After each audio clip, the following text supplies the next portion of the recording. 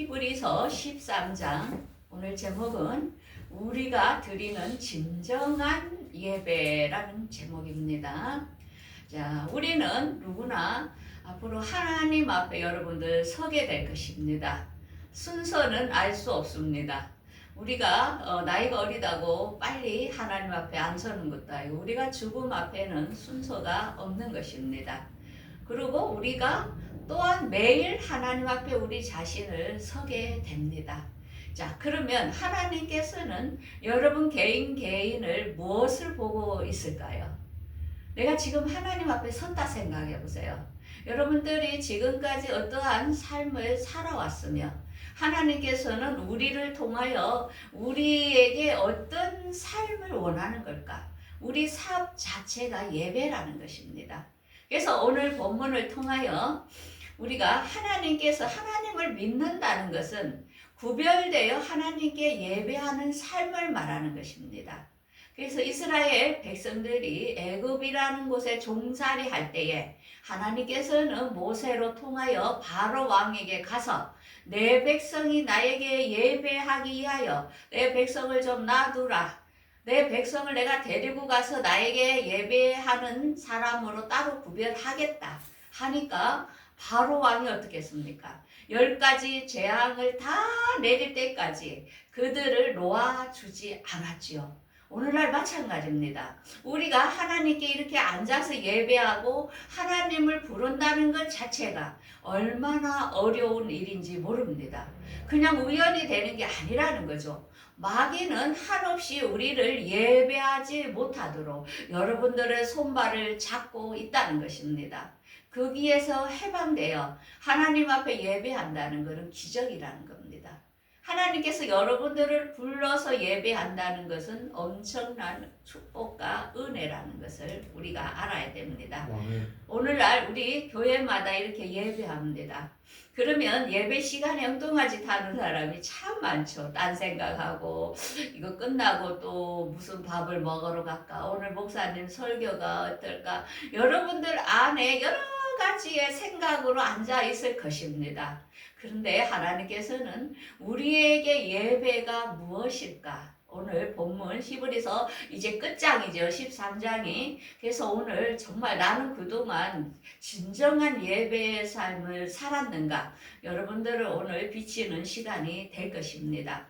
그래서 이 히브리서 13장은 예배를 이렇게 이야기하고 있습니다. 우리가 사랑하는 게 예배라는 거죠. 그 다음에 거룩하게 사는 것이 예배. 그 다음에 찬양, 입술로 찬양하고 나누어주고 또 선행을 행하고 이게 우리 삶의 예배며 하나님은 우리에게 그런 삶을 원한다는 것입니다. 그래서 오늘 첫 번째로 이 사랑을 실천하는 게 예배라는 것을 우리에게 본문은 보여주고 있습니다. 요즘 TV를 보면은 뭐 금쪽 같은 내 새끼 해가지고 아주 그냥 문제가 너무 많은 자녀들을 보면서 그 오은영 박사님이 이제 상담으로서 그들을 해결해 주는 걸 봅니다. 그런데 그 전체의 맥락은 뭡니까? 사랑이라는 것입니다. 사랑이 결핍돼가지고 아이들이 어릴 때부터 문제가 발생하고 또한 부부간에도 사랑의 결핍으로 인하여 서로가 바람을 피고 싸우고 하는 걸 보면서 이 사랑은 우리가 사랑을 잘하는 게 예배를 잘 드리는다는 것을 우리에게 보여줍니다. 그래서 1절에 보면은 형제 사랑하기를 계속하고 이게 진리의 기본은 사랑이라는 것입니다. 사랑을 하지 못하고 교회 가서 예배한다는 건 그 예배가 아니라는 거죠. 그래서 자녀와 부부가 막 분산되면서 나만 예배하겠다 하는 것은 정말 참다운 예배가 아니라는 거죠. 그래서 사랑의 가정의 기본이 돼야 된다는 거죠. 그래서 이 사랑이라는 것은 뭐냐면 사랑이 있는 사람은 먼저 약한 자들에게 대접을 합니다. 그리고 갇혀 있는 사람들을 돌아보고 학대받는 자를 도와주게 되어 있다는 것입니다. 그래서 사랑이 근본이 되지 않는 공동체는 그거는 예배가 아니라는 거죠. 그러면서 또 사랑은 뭡니까? 결혼을 기이 여기고 침소를 더럽히지 말고 음행과 간음을 하지 말라는 것입니다. 이건 뭡니까? 결혼을 했는데도 다른데 음란하게 바람을 피고 결혼 생활을 본본을 제대로 안 하는 사람들, 하나님께서는 그걸 심판하신다는 것입니다. 그러므로 오늘날은 포스트 모더니즘 시대로 진리를 진리로 보지 않고 각자의 개성에 따라 진리가 변한다고 가르치는 지금의 현실입니다. 그런데 하나님께서는 진리를 이렇게 말하죠. 사람들이 진리를 거짓으로 바꾸어서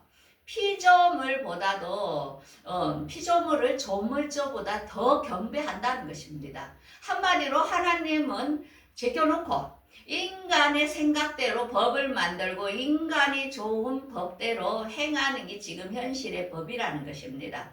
그래서 어떻게 합니까? 동성애에 대하여 차별금지법을 함으로 동성애는 잘못됐다 하면 잡아가고 그 말도 할 수 없는 지금의 현실의 법을 만들었다는 것입니다. 왜? 조물주보다 사람이 먼저라는 거예요. 진리를 애곡되게 지금 가르치고 있다는 거죠. 근데 성경에는 분명히 여자가 이렇게 나오죠. 하나님께서 그들의 욕심대로 내버려 뒀다는 것입니다. 그래서 여자들이 여자끼리 동성애, 남자는 남자끼리 동성애를 하는 지금 현실인데 하나님께서 분명히 뭐랍니까? 그거는 잘못됐다. 이렇게 지금 말씀하고 있지요. 그러면서 하나님께서 우리가 돈을 너무 사랑하는 것도 잘못됐다는 것입니다. 그래서 돈을 너무 사랑하지 마라. 그렇게 안 해도 내가 너희들을 버리지 않고 떠나지 않고 너희들을 항상 돕겠다고 합니다. 그래서 여러분들 지금 이렇게 중동 전쟁으로 번지면서 우리에게 모든 생활고가 어려움이 닥쳐옵니다. 그래서 우리 두려워하지 말라는 것입니다. 왜? 하나님은 우리를 지켜주겠다고 약속합니다. 그래서 여러분들 겁먹지 마십시오. 하나님은 분명히 우리를 떠나지도 아니하고 버리지도 아니하고 앞으로의 시간도 우리를 인도해 주실 것을 믿으시기 바랍니다. 믿음은 신뢰입니다. 신뢰가 깨질 때 그 사람을 믿지 않지만 하나님은 인간은 신뢰를 저버리지만 하나님은 절대로 그분이 하신 말씀을 우리에게 다 지키신다는 것을 믿어야 됩니다. 자, 그 다음에 두 번째로는 말씀으로 거룩하게 사는 것이 예배라는 것입니다. 왜 말씀을 줍니까? 말씀을 보고 우리가 거룩함을 입으라는 것입니다. 그래서 7절에 이렇게 나오죠. 하나님의 말씀은 너희에게 일러주고 너희를 인도하던 자들을 생각하며 그들의 행실의 결말을 주의하여 보고 그들의 믿음을 본받으라. 자, 말씀을 전하고 인도하는 자들은 어떻습니까? 여러분들이 말씀대로 잘 살으라고 말씀을 풀어주는 역할을 하는 거죠. 그런데 말씀을 전달하는 사람이 본인이 말씀대로 안 살고 또 그렇게 할 때에 여러분들은 그분을 신뢰하지 않게 됩니다. 그런데 사도 바울은 당당하게 얘기했죠. 너들은 나를 본받으라. 왜? 사도 바울은 정말로 본인이 모든 명예, 모든 것을 버리고 예수 그리스도를 아는 것에 그는 최선을 다했기 때문에 그리고 전도인의 삶을 살았기 때문에 그는 자신을 모든 사람이 본받으라고 당당하게 얘기했던 것입니다. 그런데 오늘날 말씀을 전하는 목사님들이 욕을 하고 거짓말을 하고 돈을 횡령하고 이렇게 할 때에 여러분들은 그 목사를 믿겠습니까? 못 믿는다는 것입니다. 여러분들이 부모를 못 믿는 건 뭡니까? 부모가 행실을 엉망으로 했기 때문에 자녀는 그 부모를 존중하지 않는다는 것입니다. 그래서 모든 지도자는 똑바로 살아야 됩니다. 대통령이라는 사람이 도둑질하고 정가를 범하고 이럴 때 여러분들이 그 대통령을 신뢰하겠습니까? 못 한다는 것입니다. 마찬가지입니다. 우리가 직장에서도 상사로서 공공이라든지 모든 물건을 제대로 정직하게 안 할 때 부하들은 사장을 못 믿는 것입니다. 그래서 중요한 것은 우리가 하나님의 말씀을 가르칠 때 모든 사람들의 인간은 불완전하여 못하지만 하나님의 말씀은 진리이기 때문에 그 지도자가 뭐 그 행실은 엉망이라도 우리가 중요한 것은 말씀에 대해서는 당연하게 믿어야 된다는 것입니다. 그리고 그 말씀 때문에 최선을 다하여 가르치는 지도자를 여러분들이 잘 존중하고 받들어야 된다는 것을 진리로 이렇게 말씀을 하고 있습니다.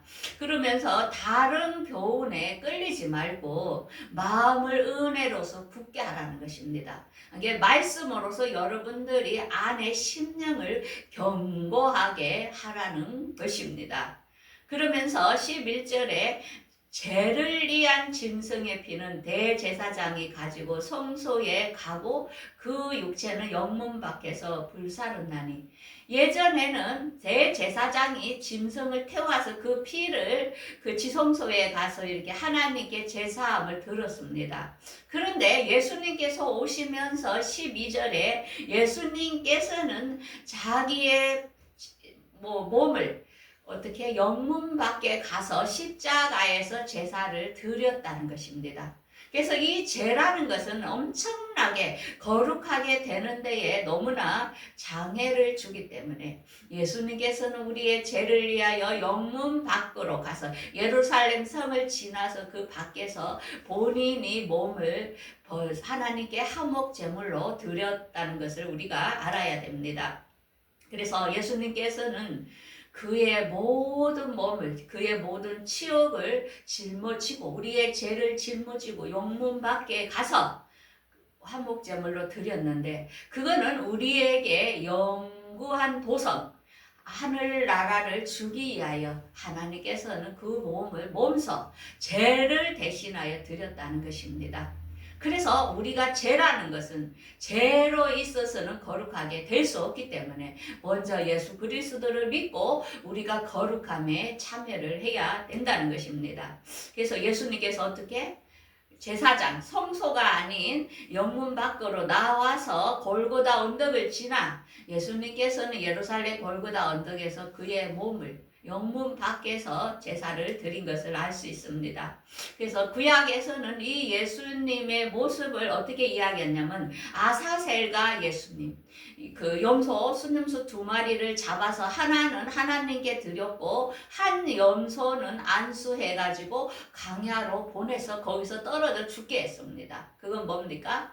예수님을 표상하는 겁니다. 예수님이 영문 밖에 나와서 우리의 죄를 위해서 십자가에서 죽으실 것을 구약에 이미 예언을 해 놓았던 것입니다. 그래서 죄라는 것이 뭘까? 죄는 그들이 예수님을 믿지 않는 게, 말씀을 믿지 않는 게 죄라는 것입니다. 그래서 우리가 죄의 정의에 대해서 잘 알아야 됩니다. 하나님께서 하신 말씀을 믿지 않는 게 죄라는 거죠. 그래서 이 죄를 우리가 어떻게 끊어져 나갈까? 그래서 성경에 하나님의 말씀과 기도로 거룩할 수 있다는 것입니다. 우리가 지금 죄 지었다고 이렇게 회개기도 한다고 죄가 사해지는 게 아니고 우리가 또 계속적으로 죄를 지게 됩니다. 그런데 죄를 안 지려면은 우리가 하나님의 말씀이 내 안에 가득가득 채워질 때 우리 스스로가 죄를 짓지 않는다는 것입니다.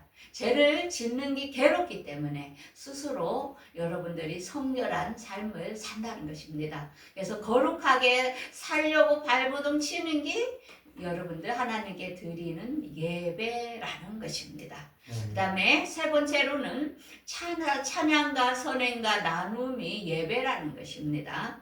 자, 여기서 그러므로 우리가 예수님께 찬양의 제사를 드리라. 자, 여러분들 일주일 동안 살면서 얼마나 찬양을 합니까? 여러분들 스스로 흥얼거리면서 찬양해 본 적이 있습니까? 그래서 이 찬양이 제사라는 것입니다. 그리고 우리가 노래를 많이 하게 되면은 우리가 엔돌핀이 돌아서 건강해지고 몸도 건강해지고 기분도 좋아집니다. 그래서 사람들 주부 교실을 만들어 가지고 노래하러 일부러 가잖아요. 또 노래방에 가서 노래도 부르잖아요. 그래서 이 노래하는 게 우리 신체의 모든 게 너무나 좋은데, 우리가 하나님께 드리는 찬양은 입술의 제사, 하나님께 드리는 제사라는 것입니다. 그러면서 선을 행함과 서로 나누어 주기를 잊지 말라. 이것도 제사라는 것입니다. 그래서 우리 놀미동교회 공동체는 어떻게 합니까? 우리가 들어오는 헌금을 모아서 우리 교인들에게 필요하게 나누어 주고 있지요. 어려운 사람, 힘든 사람들, 우리가 물질과 모든 것을 필요하게 분배를 하고 있지요. 그래서 우리가 이 교회라는 것은 서로가 선행을 행하고 또 나누어주고 어려운데 돕고 이렇게 해서 이 사회에 어려운 자가 없도록 하는 것이 교회의 예배라는 것입니다. 그래서 또한 17절에 너희를 인도하는 자들에게 순종하고 복종하라. 그러니까 교회의 지도자를 하나님께서 세웠는데 지도자가 지시를 내릴 때 그걸 순종하지 않는 것은 어떻게? 하나님께 하지 않는 거라는 것입니다. 왜? 그렇게 해야 공동체가 운영에 가지. 그 자기 마음대로 각자가 산다면 어떻게 운영이 되겠으며 하늘나라를 어떻게 세워 가겠다는 것입니다. 그래서 우리가 기분이 나빠도 뭔가 공동체에서 지시가 내려오고 하는 것은 우리가 순종하면서 같이 협력하는 게 하나의 예배라는 것을 우리에게 보여줍니다. 그러면서 우리가 공동체를 위하여 또 말씀을 전하는 자들을 위하여 너희들이 기도하라. 그래서 우리가 선한 사업에 풍성하도록 우리가 각자가 공동체를 위해서 기도하라는 것이 그게 예배, 기도도 예배라는 겁니다. 그래서 우리가 예배 시간에 기도도 하고 찬양도 하고 물질도 드리고 이래 하지요. 왜? 그게 하나님께 드리는 예배이기 때문이죠. 그래서 예배 시간만 하는 것이 아니라 우리가 일상생활에서도 나의 이웃들에게 그렇게 하는 것이 여러분들이 예배라는 것을 보여줍니다. 그러므로 사도 바울은 로마서에 이렇게 말씀하고 있죠. 형제들아 내가 하나님의 모든 자비하심으로 너희를 권하노니 너희 몸을 하나님이 기뻐하시는 거룩한 산 제물로 드리라. 이것이 너희가 드릴 영적 예배다. 그러면서 이 세대를 본받지 말고 너희들이 마음을 새롭게 함으로 변화를 받아 하나님이 선하시고 기뻐하시고 온전하신 뜻이 무엇인지 분별하도록 하라 하십니다.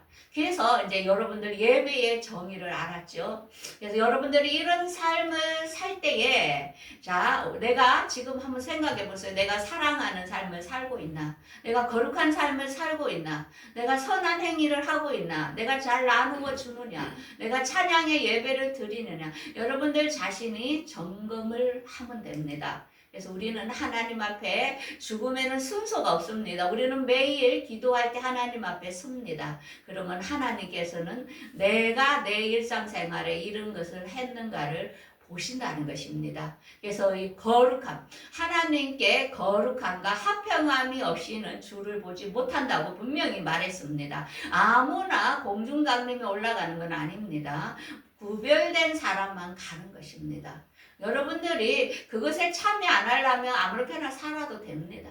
그건 자유입니다. 그렇지만 정말 여러분들이 이제는 마지막 때라 좀 있으면 우리가 3차 전쟁 일어납니다. 3분의 1이 죽습니다.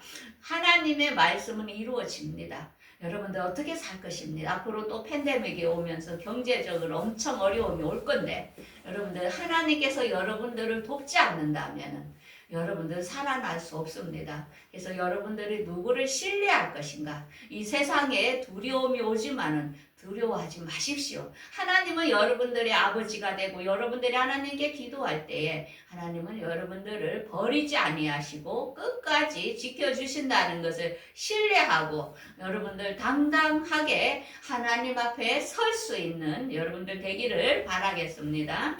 기도하겠습니다.